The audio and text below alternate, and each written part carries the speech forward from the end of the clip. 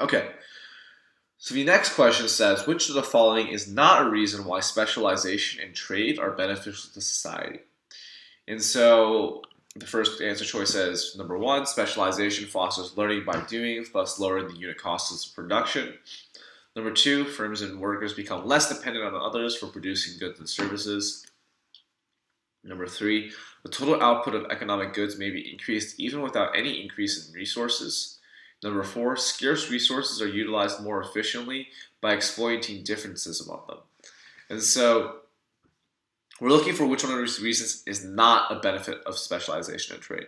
Number one, specialization fosters learning by doing and lowering unit costs of products. Because specialization means workers are focusing on just one type of production, those workers will obviously get better at doing that kind of production, and that does lower the cost of production.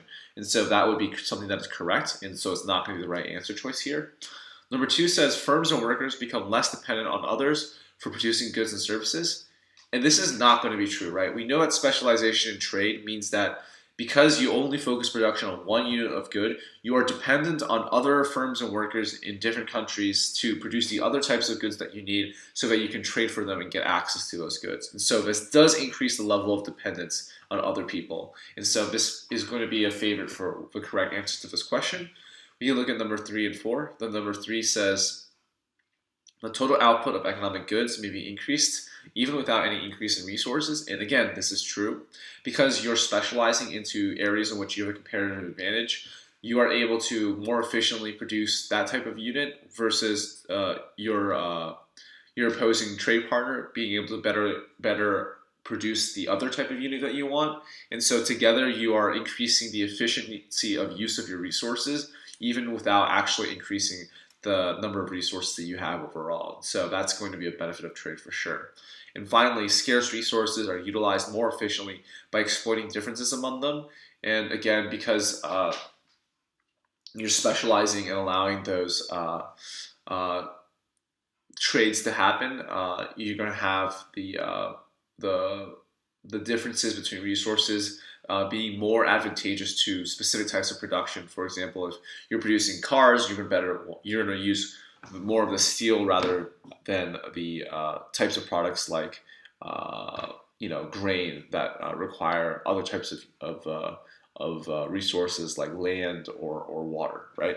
And so that is one other benefit of trade to society.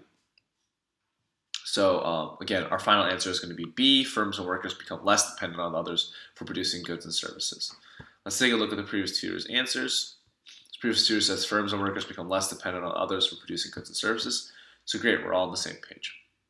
All right, let's move on to number 27.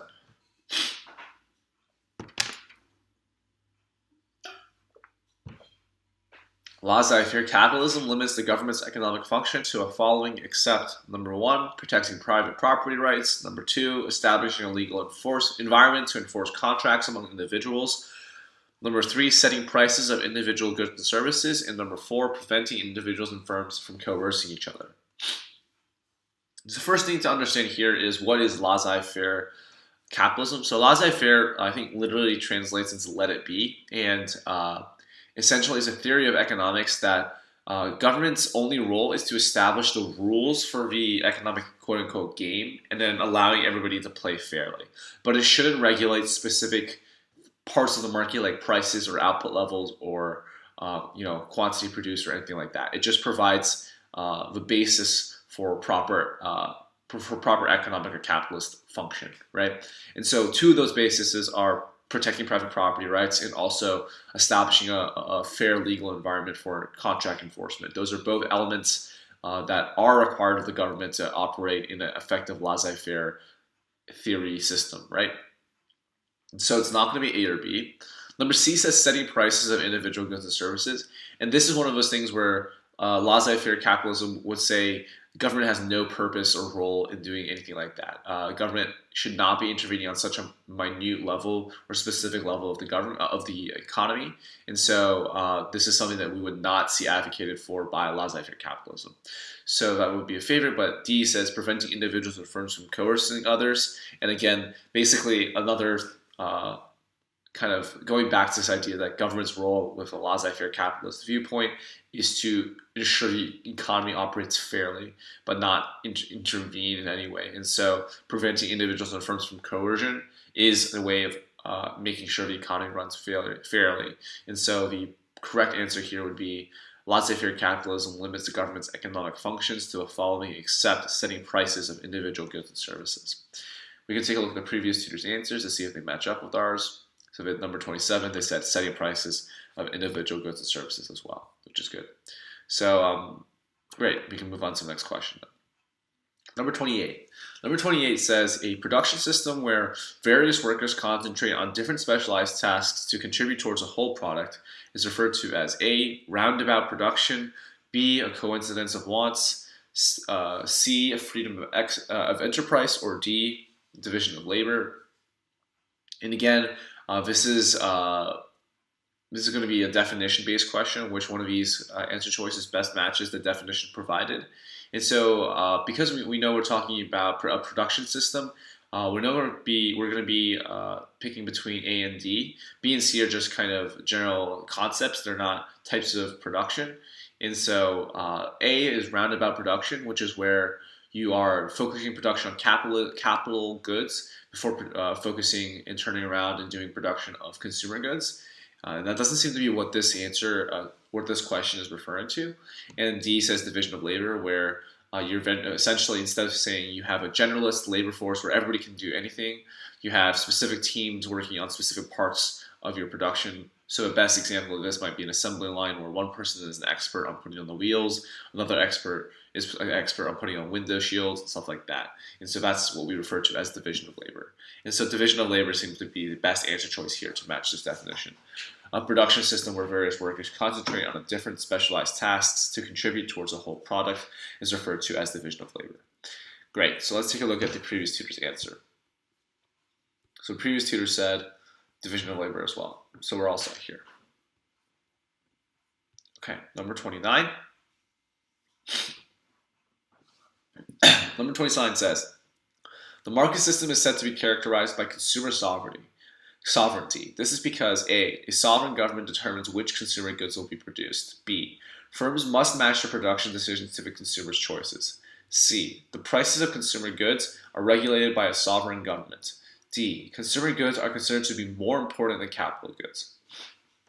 Okay, so this is basically testing, again, definitions. And so the question is, what does consumer sovereignty mean? So consumer sovereignty refers to this idea that the market system is really self-regulated by consumer sovereignty, in that whatever consumers control what is supplied, because things that consumers want more of are going to express higher demand. You're going to have higher production to match that demand, and consumer sovereignty in terms of not favoring certain goods will mean that those goods will experience less supply. And so the market system is really set up to match the needs and wants of the consumer, and that's what we refer to as consumer sovereignty. So this is clearly not what A says. So A is talking about government intervention, which is where a government is determining which goods are produced. That's not what happens in the market system, and it's also not what we refer to as consumer sovereignty. B says firms must match their production decisions to consumers' choices, and this does seem to be a proper answer choice for us. This idea that suppliers have to pay attention to what consumers want when they're making their production decisions, that does seem to be in line with what we said that consumer sovereignty is.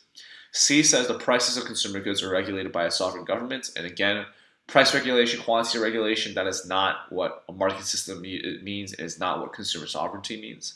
And D says consumer goods are considered to be more important than capital goods. And so you can think of more so that consumer sovereignty refers to overall the preferences of buyers is more important than the preferences of sellers. And so whether or not you're buying a consumer good or a capital good, you're still a buyer.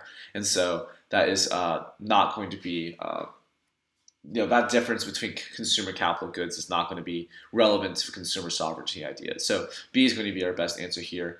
The market system is said to be characterized by consumer sovereignty because firms must match their production decisions to consumers' choices. We can take a look at the previous tutor's answer as well, and they said, number 29, firms must match their production decisions to consumers' choices. Great. So let's move on to the next question. Question number 30. Consumers express self-interest when they A. Seek the lowest price for a product, B. Reduce business losses, C. Exclude others in their thinking, or D. Collect economic profits. And so this is going back to one of the basic principles of economics, which is this idea that consumers are selfish or self-interested, and we see that when we see consumers making decisions in the market. And so you might be tempted into thinking that self-interest of a must mean it's answer choice C, you're excluding others in your thinking. What it actually means when we say consumers are selfish or self-interested is that consumers make decisions which optimize or maximize their own profit or utility or total benefit, right? And so in terms of the market, what we're actually going to see is the right answer is answer choice A, which is seeking the lowest price for a product. Because by seeking the lowest price for a product, the consumer maximizes their consumer surplus, in which there's trying to find the largest difference between how much is their maximum willingness to pay and how much do they actually pay. By seeking the lowest price, they're maximizing that difference, and that's going to basically allow them to have the optimal amount of benefit for themselves. And that's a classic example of expression of self-interest in economics. And so the correct answer for this question is going to be that consumers express self-interest when they A. Seek the lowest price for a product. Let's take a look at the previous answer choice. The previous tutor also said A. Seek the lowest price for a product. Okay, let's go on to question number 31. So question 31 says, refer to the above. Okay, so there's no graph here, so we can't do that one. 32 says table, and we don't have the table, so we're going to go to 33. If farmers withhold some of their current corn harvest from the market because they anticipate a higher price of corn in the near future, then this would cause a movement up along the supply curve of corn, B movement down along the current supply curve of corn, C leftward shift in the current supply of corn, or D rightward shift in this current supply of corn.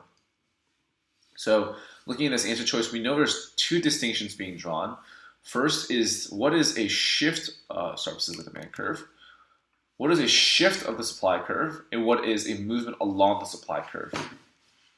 So remember, we have our price on the y-axis, we have our quantity on the x-axis, and so answer choices A and B imply that we're moving somewhere along this curve. The supply curve stays stagnant, right? And we're moving from point to point. So we want to move from this point to this point, or from that point to that point, right? And that's a movement up or down the curve. And so the only reason we would see a movement up or down the curve is if the thing that is changing is the current price of the good. If the current price of the good suddenly falls, we know that quantity supply is going to decrease, and if the current price of the good increases, then we know that the quantity supplied of that good is also going to increase. That's the only thing that causes there to be movement along the curve. Anything else that's changing is going to cause there to be a shift in the overall supply, which is basically a shift in the quantity supplied at every price level. And so what we're dealing with here, farmers are withholding current corn harvest from the market because they anticipate a higher price of corn in the near future. That is going to be a determinant of supply, which is in expectations of future prices. And so changes in expectations of future prices are going to be one of those things that causes us to have a shift of the curve either to the left or to the right. So the question is, which direction is a shift in? And so the question says that farmers are withholding their current harvest, which means they're not selling as much as they used to, which means at every single price level, the overall quantity supply is going to decrease. And that's going to be characterized by a leftward shift in the supply curve, or a shift from this price level, this quantity supplied to this quantity supplied, where the price level stays the same, but the quantity supplied has gone down, right? And so that's going to be our leftward shift in the current supply of corn. And so the correct answer choice here would be C. If farmers withhold some of their current corn harvest from the market because they anticipate a higher price of corn in the near future, then this would cause a leftward shift in the current supply of corn. Let's take a look at the previous tutor's answer, and they said 33, a leftward shift in the current supply of corn as well. So that's great. We're all on the right page. All right, let's move on to answer choice question number 34. So question 34 says, which of the following will not cause the supply curve to shift? A says, a technological change in the production of the good. B says, a change in the price of other goods that producers could be producing. C says, a change in the costs of resources needed to produce the good. And D says, a change in the price of the good. And so, we're talking about a shift in a shift in the supply curve, which means we're looking for which one of these is not a determinant of supply. So A says technological change in the production of the good. We know that change in technology is going to be a determinant of supply, in that if you are able to leverage technology to be more efficient in your production, then you're going to be able to produce more of a good at every price level. So that's going to be a definitely yes, that is a determinant of supply. So it's not going to be one of the answer choices that we're looking at. B says a change in the prices of other goods that producers could be producing. And this is also a determinant of supply. Just like we think of substitutes in the demand side for the supply side, a supplier might say, I can either produce one of two things. I could produce cars or motorcycles. And so maybe if you can make more money by selling cars instead of motorcycles, you would decrease your production of motorcycles and increase your production of cars. And so alternative products that producers could be making is going to be something that factors into wherever the supply curve is. And so that's not going to be the right answer for this question. C says a change in the costs of resources needed to produce the goods. And this is also a supply determinant. We know that input costs are one of the major determinants of how much a producer can afford to supply. And so that's not going to be one of the right answers for this question. And finally, D, a change in the price of the good. And so just like we talked about in the last question, right? If we're talking about a change in the price, we're not talking about a shift between curves. We're talking about a movement from one point on the curve to another point on the curve. And that's what is characterized by the supply curve overall, the relationship between price and quantity supplied. And so if a change in the price occurs, we don't see that causing a supply curve shift. And that's why D is going to be the right answer here. Which one of the following will not cause the supply curve to shift? A change in the price of the good. So with that being said, let's take a look at the previous tutor's answer. So previous tutor said 34, a change in the price of the good. So great, we're in agreement there. Okay, so now let's take a look at the next question, which is question 35. All of the following would affect the position of the supply curve for cranberries except the A, price of agricultural land for cranberries, B, cost of fertilizers for cranberry production, C, popularity of cranberry drinks, and D, development of a new pest control for cranberries. And so again, we're looking for which one of all following is not a supply determinant. So A says the price of agricultural land for cranberries. And we would expect this to affect the supply curve, right? It is a supply determinant. You can think of land as an input into the production of cranberries. And so changes in input prices are obviously going to affect how much a supplier can supply. So A is not going to be the right answer here.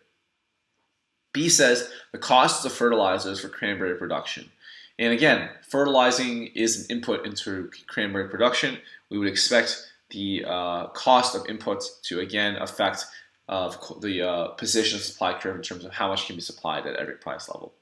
C says popularity of cranberry drinks. And so this is tricky, right? You would think that if cranberry drinks were more popular, then suppliers would supply more. And you would be correct, right? But you have to remember that the reason that suppliers supply more if cranberry drinks are more popular is not because the supply curve shifts, right? It's not because the quantity of production has increased at every single price level. It's because the demand curve has increased, right?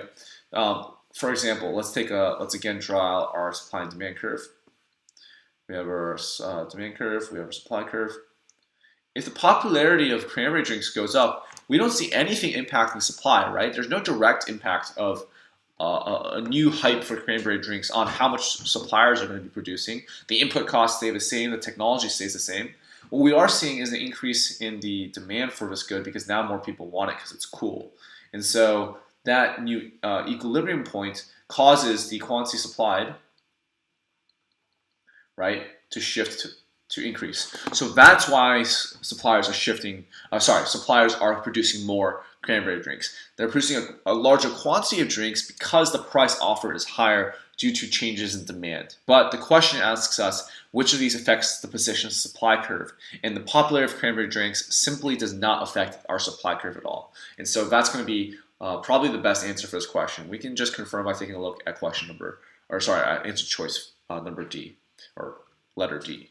Development of a new pest control for cranberries, and again, the ability of the producer to spray an effective type of pest control onto its cranberries is going to be an input. It is going to be a supply determinant, and so that would also affect the position of the supply curve. So it's really going to be answer choice C. All the following would affect the position of the supply curve for cranberries except the popularity of cranberry drinks. That's going to be the best answer here. And we can take a look at the previous year's answer as well. Question 35, popularity of cranberry drinks, which is great. We're agreed as well. So the next question says, question number 36 says, when high school and college graduates apply for jobs in the labor markets, A, job applicants and employers are both buyers. B, job applicants are the sellers while employers are the buyers. C, job applicants and employers are both sellers. D, job applicants are the buyers while employers are the sellers. And so this is really just going to be crux of the labor market. What do we see being representing supply and demand in the labor market? So the labor market is just like any other supply and demand market. You have your suppliers and demanders, or your suppliers and consumers. And so, there's no market in which you only have two sellers and no demanders. You only have two buyers and no sellers, right? So we know A and C are not going to be correct. We have our price, which is our wages, on the y-axis, and you have the quantity of hours being offered as your x-axis. And so, if you think about it off its face value, or if you take this labor market off its face value, a lot of people are tempted to think that job applicants are the buyers and employers are the sellers. Applicants are the ones who want the job; they're the ones who are looking to get the job, and so they're the ones who are, looking for opportunities to be employed. And employers are the sellers. Employers have plenty of jobs available. People are applying to them for those jobs. Employees get to decide who they sell to, right? That's the kind of the conventional wisdom that you might use to reach the conclusion that D would be the correct answer. And that's not going to be the right chain of logic. What we actually see is we have to talk about what is the unit on the x-axis. And the unit on the x-axis is quantity of hours worked, right? And so in that sense, job applicants are the sellers. Job applicants are saying, for this much money, I'm willing to work this many hours. For a higher amount of money, I'm willing to work more hours. For less money, I'm willing to work less hours. And that is going to place them as the supplier in this relationship between price and quantity, right? Meanwhile, employers are the buyers. Employers are saying, well, for this many, if you were to supply me this many hours of work, I would be willing to pay you this much money. Or on the other hand, you could say, if you want me to pay you this much money, here's how many hours I would ask you to work, or here's how many people I would need to be able to hire at this price level to work that many hours. And that places them as the buyers in this market. They're buying labor hours, right? So the correct answer here is actually B. When high school and college graduates apply for jobs in the labor markets, job applicants are the sellers while employers are the buyers. And that's going to be a relationship that you can either memorize or that you can also just reach by intuitively looking at the labor market graph. And so let's take a look at the previous tutor's answer for question 36. And they said job applicants are sellers while employers are buyers. So we're in agreement there as well. Let's go to question 37, which refers to a figure that we don't have, so we can go to question 38. Which of the following statements is correct? If demand increases, then price will decrease. If demand decreases, then price will decrease. If price decreases, then demand will decrease. If price increases, then demand will decrease. So here we're really talking about the law of demand. I think it would be more accurate to use the phrase if quantity demanded increases, not just if demand increases, because sometimes it can be confusing whether or not we're talking about a shift in the curve versus a movement along the curve. But let's assume that we're talking about the law of demand, we're talking about quantity demanded. In that sense, the law of demand tells us that if prices, there's an inverse relationship between prices and quantity demanded. If prices go up, the quantity demanded goes down. If prices go down, the quantity demanded goes up. And so this matches, first of all, we know that price is going to be the leading factor. It's changes in prices that cause changes in quantity demanded, not the other way around. And so it's not going to be A or B. And finally, which one of these gets the relationship right? And we said it was an inverse relationship, and that must mean it's going to be answer choice D, right? If prices go up, the demand will decrease. If things are more expensive, then the quantity demanded by buyers will go down. And so that's going to be our correct answer here.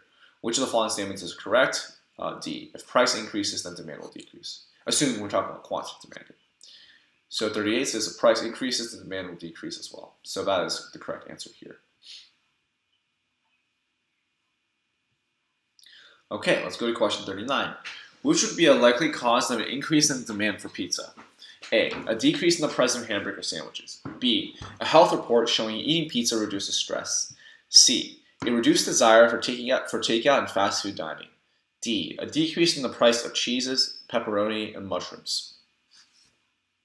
And so we're looking for determinants of demand, right? Which one of these is going to cause the quantity demanded of pizza to increase at every single price level? And so let's take a look at each of these answer choices. We're looking for demand determinants. A says a decrease in the price of hamburger sandwiches. So let's assume, I think the intuitive assumption here is that hamburger sandwiches and pizzas are substitutes. You want something for dinner, you want fast food, you can either buy pizza or hamburger sandwiches. So if hamburger sandwiches are substitutes and the price for hamburger sandwiches goes down, that means the demand for hamburger sandwiches goes up. And if it's a substitute, that means the associated demand for pizza is going to go down as people who formerly buy pizza are attracted to buy hamburger sandwiches at a lower price instead. So that's not going to be the right answer because although it is demand determinant, it is not going to direction of change correct. We're looking for an increase in demand and this will cause a decrease in demand. Okay, number 2. A health report showing eating pizza reduces stress. And so this could increase the expected benefits associated with eating pizza. And it is possible that that would cause an increase in demand for pizza. That people say, oh, I want to be less stressed. And so I see this health report, I'm going to buy more pizza than I used to. And so that could increase the demand for pizza. So let's tentatively say yes to that one, but we can take a look at the other questions as well.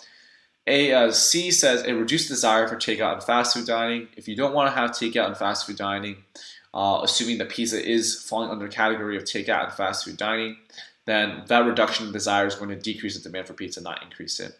And finally, D says a decrease in the prices of cheese, pepperoni, and mushrooms. So assuming these are inputs to the production of pizza, we would expect this to increase the quantity of pizza supplied, or increase the supply of pizza overall, but it would not really have an effect on the demand for pizza, right? It's still that's going to be supply side determinant, not a demand determinant.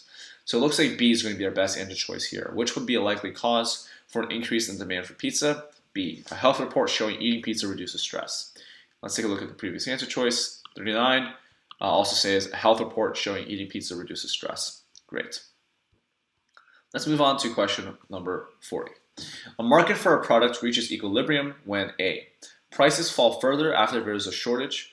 B, prices rise further after there is a surplus. C, buyers intend to buy a quantity equal to the quantity that sellers intend to sell. D, the actual quantity bought by buyers equals the actual quantity sold by sellers. And so let's take a look at our supply and demand curve. Whoops. Okay, come on. So we have our y-axis, x-axis, price, quantity, demand, supply. This is our equilibrium point, right? What is it equal to? It's a point in which buyers So it's a point in which buyers supply the same amount that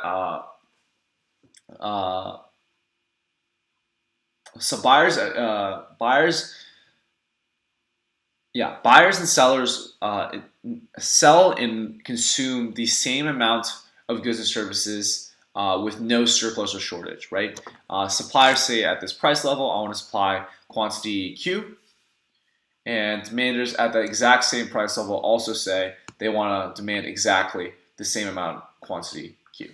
And so in that sense, that's going to be the match. And so we know that A and B are not going to be the right answer, right? There's no shortage, there's no surplus. Equilibrium is characterized by a match between quantities demanded and quantities supplied. So the question here is, and the reason for my hesitation was, what is the difference between answer choices C and D? Answer choice C says the amount that buyers intend to buy and sellers intend to sell. And D says the actual amount that quantities sell, the actual quantity that buyers buy, and the actual quantity that sellers sell. And so the distinction between these two is that supply and demand, that the market for a product reaching equilibrium is a snapshot point in time. It does not represent a cumulative amount being bought or sold. And so when a market reaches equilibrium, it is saying that this is the intended quantity bought and sold tracked by the supply and demand curve. It is not a measurement of what is actually happening in real life, which is the actual quantity buyers and sellers sell, right? And it also doesn't track what has historically happened in the past and getting to the equilibrium. And so intention to sell and intention to buy is probably a better gauge for what equilibrium means compared to the actual quantity sold or bought.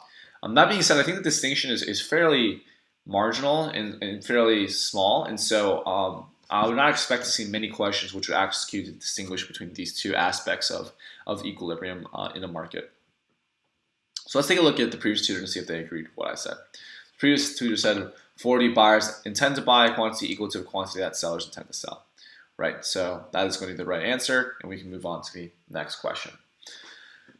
Number 41. A higher price reduces the quantity demanded for a product because A, individuals can afford less of the product and will switch to substitutes. B, the financial assets of individuals increase. C, individuals will buy more of the product and less of its substitutes. Or D, the purchasing power of individuals increases. So this question is basically saying what are the reasons why the law of demand holds true? What is the rationale why higher prices reduce quantity demanded? And so let's break it down by the different answer choices we're allowed to choose between. A says individuals can afford less of the product and will switch to substitutes. And so this is going to be one of those things, right? If we hold income constant, individuals have the same amount of money to work with. By increasing the prices, you inherently make it so that individuals cannot buy as many units of this good as they could before. Let's say you have $10 and the price of apples is $1. You can buy 10 apples. If the price increases to $2, you simply holding your income constant can only afford to buy 5 apples now instead of 10 apples before. And so when individuals can afford less of the product, they're going to switch to different goods, and so that is going to reduce the quantity demanded for a product. So that is, I think, a good answer choice that we could look at, but let's make sure that we're not being fooled by that and there aren't better ones available. B says the financial assets of individuals increase.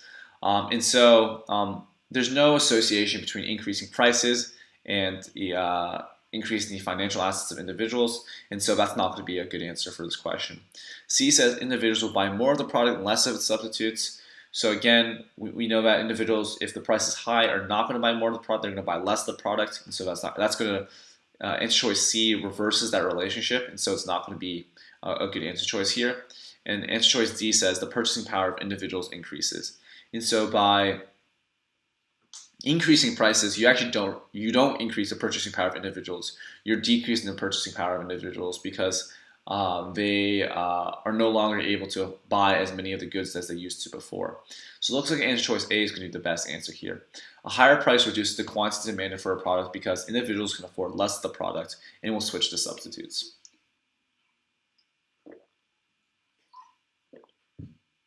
And we can take a look at the next answer choice. No, sorry, the previous tutor's answer. And they also said individuals can afford less of the product and will switch to substitutes. Great. So let's move on to question 42. The idea of the law of demand is applied to electric cars assumes which of the following to be constant. So we know two things won't be constant, right? The law of demand does not hold prices constant, and it does not hold quantity demanded constant. So anything else, theoretically, should be held constant. So which of the following is assumed to be constant? A, the price of electric cars. So like I just said, with the law of demand, we know that price and quantity demanded are free to vary based on where you are on the demand curve, right? And so we're not going to hold those two things constant. And so price of electric cars is definitely not going to be held constant. B says how much sellers are charging customers for electric cars. And so we assume that we assume that sellers, the price that sellers charge is independent of what the law of demand is saying. And it's, normally when we're talking about equilibrium, you know, how much sellers are charging customers for electric cars is going to be the intersection between supply and demand curves. And so that is something that is always changing. And so we would also assume that the price that sellers are charging is going to be variable as well. C is the price of gasoline cars. And so we would assume that gasoline cars and electric cars are substitutes, right? And so this is going to be something that affects where the entire demand curve is on the graph, right? It could shift this demand curve to the right, could shift the demand curve to the left. And in order for us to work with the law of demand, we have to assume that the price of substitute goods like gasoline cars is constant, so that there's no kind of third factor that is confounding our ability to tie quantity supply to the price of quantity demanded to the price being charged. And so we're going to assume that yes, price of gasoline cars is assumed to be constant, and so that's going to be a favorite for right answer choice here. But let's take a look at answer choice D just to make sure. Answer choice D says quantity of electric cars demanded by buyers. And again, we know for the law of demand, we assume that price and quantity demanded are both free floating, and so that's not going to be the case where we have to assume that quantity of electric cars demanded by buyers is constant. That can also be fluctuating as well. And so the correct answer here is C. The idea of the law of demand as applied to electric cars assumes which one of the following to be constant. C, price of gasoline cars. And so we can take a look at the answer choice here. Number 42, price of gasoline cars. Great. So let's take a look at question number 43, which I believe is a graph, right? And so we don't have the graph, we can't do that. Let's just move on to question 44. Which of the following factors will decrease the current demand for a product? A decrease in the current price of a complementary product. B, a decrease in the current price of a substitute product. C, an increase in the current price of a substitute product. Or D, an expected increase in the future price of the product. So what is a decrease in the current demand for a product is going to be basically we're talking about excuse me.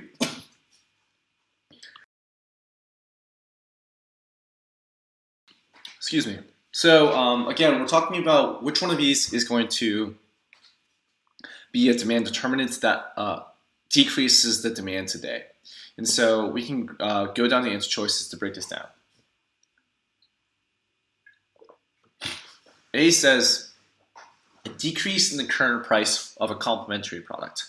So complementary products are products that are bought in at the same time or together with our product, our current product at hand, right? And so if the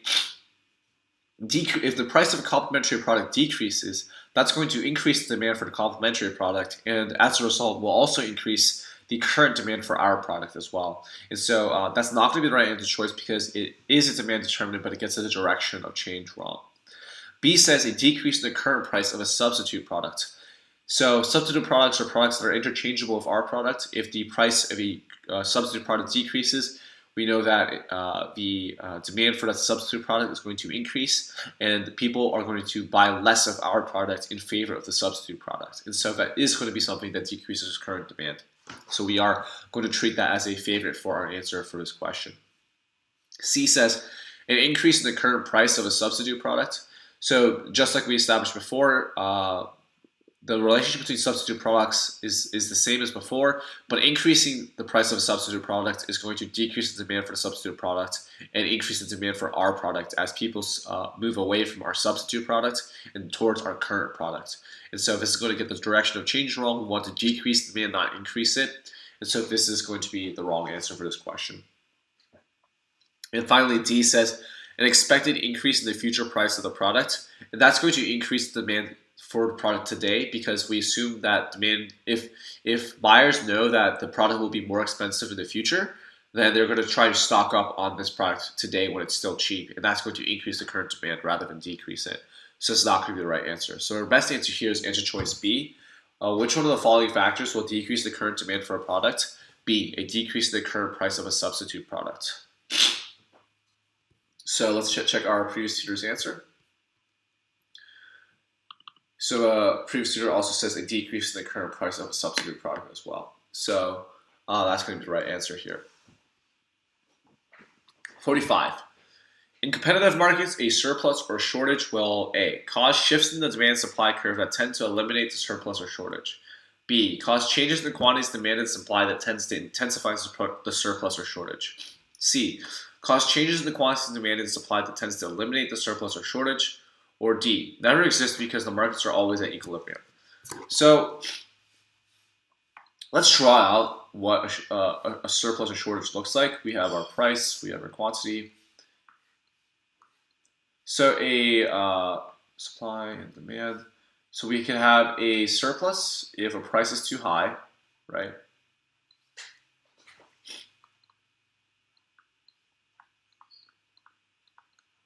And we can also have a shortage. The price is too low.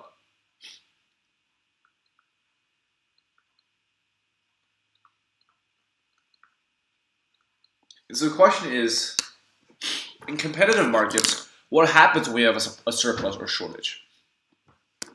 We know the answer to that is that assuming there is no government regulation, that's a fully competitive market, the market is always going to find a way to get back to the equilibrium point, right? There's no reason why a surplus or shortage should stick around if the elements of the market are free moving or variable, right?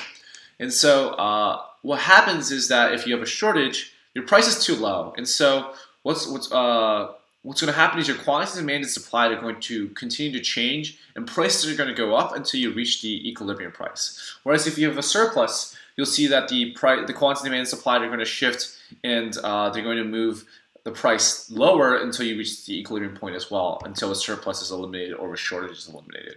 And so we're going to look for an answer choice that talks about how the surplus or shortage is going to be eliminated by movement towards the equilibrium. So answer choice A says, a surplus or shortage will cause shifts in the demand supply curve that tend to eliminate the surplus or shortage. And so we know that, first of all, surpluses and shortages do not cause shifts in the supply curve. None of these curves, neither supply or demand is actually moving, right? It's just changes in quantities demanded and supplied. So that's going to be incorrect. Number 2 says causes changes in the quantities demanded and supplied tend to intensify the surplus or shortage. So while this answer choice does talk about changes in quantities demanded and supplied, it says that surpluses and shortages will be intensified, and that's not going to be correct, right? We know that in competitive markets, surpluses and shortages are actually eliminated by changes in quantity demanded and supplied. So B is not going to be correct as well. C says changes in the quantities demanded and supplied that tend to eliminate supply or shortage, and this seems to be the best answer, right? We know that the quantities demanded and supplied are changing, and we know that supplies and shortages are going to be eliminated. And D says never exists because the market is always at equilibrium, and so there may be points in time where a surplus or shortage will occur. For example, you deregulate a market, but you still have the leftover surplus or shortage, and the competitive market then moves it towards the equilibrium point. So there are situations in which a market is not going to be in equilibrium, but we know that it will always end up in equilibrium. And so C is going to be the best answer. In competitive markets, a surplus or shortage will cause changes in the quantity demanded and supplied, but tend to eliminate the surplus or shortage. Okay, let's take a look at what the previous tutor said. So previous tutor said, 45, cause changes in the quantities demanded and supplies that tend to intensify a surplus or shortage. So I think the previous tutor mixed up the two answer choices. Again, I'll reiterate, changes in quantities demanded and supplied are what happens when you have surplus and shortage, but they do not intensify the surplus or shortage. They eliminate the surplus or shortage. So let's leave this as the correct answer as well. The correct answer is there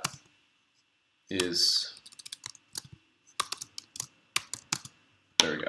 Okay, let's move on to question 46. 46 says, which of the following will cause a leftward shift in supply curve for car washes? A decrease in taxes on car washes. B, an increase in the price of car washing equipment. C, a decrease in the price of water. Or D, an increase in the number of cars in the city. So we're talking about a leftward shift in the supply curve. We know we're talking about a supply determinant. And so a leftward shift in the supply curve is going to be a supply determinant that is changing in a way that reduces the quantity supplied at every price level. So A says a decrease in taxes on car washes. If taxes were to decrease, then the supply curve is going to go to the right? Because we're saying that it's now less expensive to produce goods, and therefore we can produce more goods at every price level. So A is not going to be correct. B says the increase in the price of car washing equipment. So if we assume that car washing equipment is an input for car washes, then yes, an increase in the price of car washing equipment would reduce the quantity supplied of car washes at every price level. And so this is going to be a supply determinant that does cause a leftward shift. So we're going to keep an eye on that one for sure. C says a decrease in the price of water. So we assume that water is a supply input. Then if the price of an input goes down, the quantity supplied at every price level goes up. And so that's going to be a rightward shift in the supply curve. So it is a supply determinant, but it gets the direction wrong. And finally, D, an increase in the number of cars in the city. And so this is going to be a change in the demand for car washes, not the supply. And so we're not going to be choosing that answer as the correct answer. So the correct answer for number 46 should be B. Which one of the following would cause a leftward shift in the supply curve for car washes? B, an increase in the price of car washing equipment.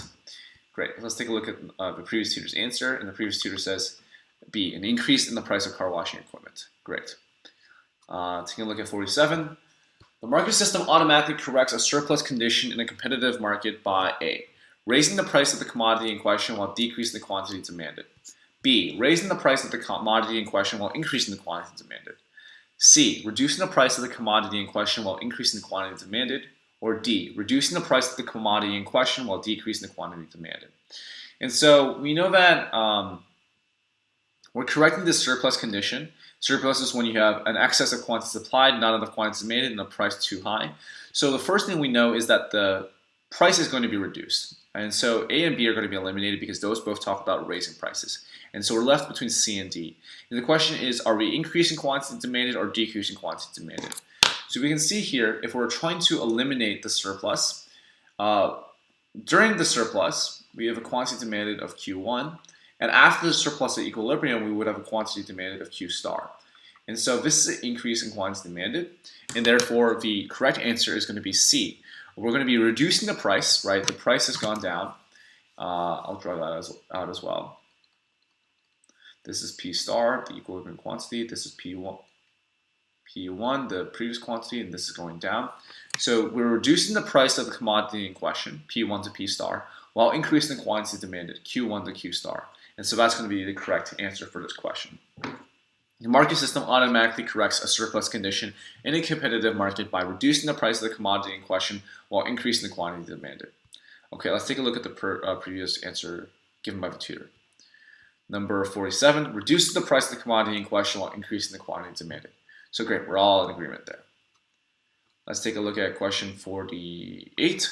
A leftward shift in the supply curve for oil in the United States is most likely to result from which of the following? A decrease in the whole world price of oil.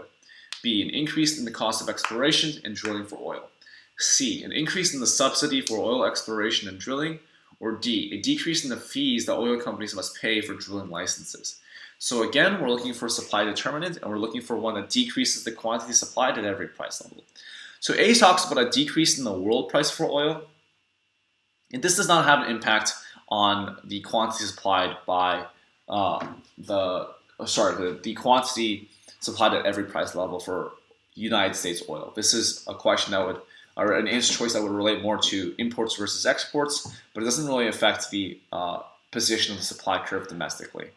B says an increase in the cost of exploration and drilling for oil.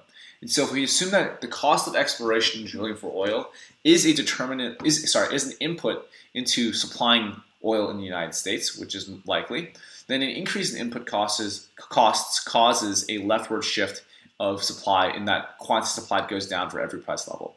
And so this is going to be a promising answer for our question. C says the increase in the subsidy for oil exploration and drilling.